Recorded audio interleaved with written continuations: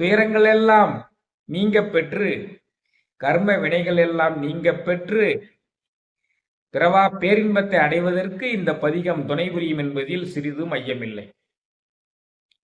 பதிகத்துக்குள் செல்வோமா? ஒவ்வொரு வார்த்தையுமே மிகவும் அற்புதமானது.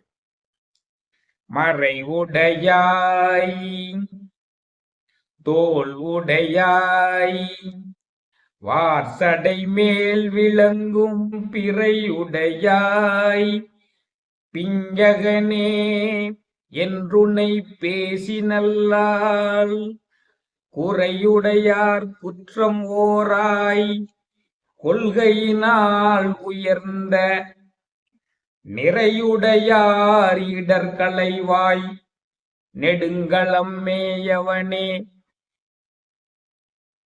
இதான் முதல் பதிகம்.